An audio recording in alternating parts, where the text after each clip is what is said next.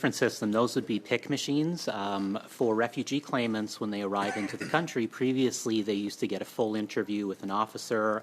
Security screening was done there. That's changed to a system that's called One Touch. So essentially, we get tombstone data, we do some biometrics, and the claimant is then allowed into the country to complete their security screening and such on their own through the One Touch system. They have, I believe it's 45 days to submit that, meaning, in essence, to speed things up, because we are short-staffed, we're allowing people into the country without first doing that security screening. Okay, hold on a second here.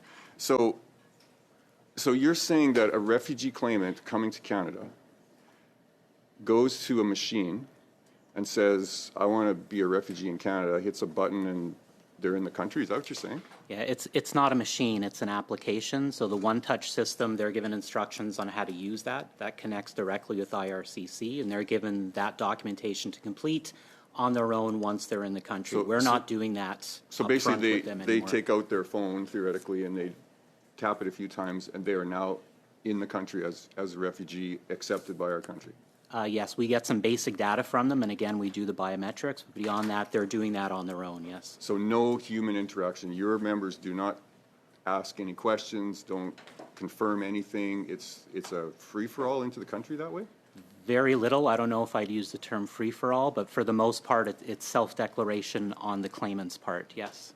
And so from your perspective and your members' perspective, this is not a good thing? This is a terrible thing. It's during the interview, and again, I spoke to it in my opening statement about human interaction. That's where we ask follow-up questions. That's where we establish whether there's coaching, whether it's a legitimate claim. That's how those files are built so they can be dealt with properly.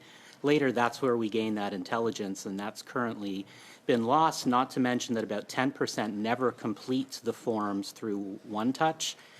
So you figure with about 100,000 claimants a year, that's about 10,000 people who are allowed into Canada who they disappear.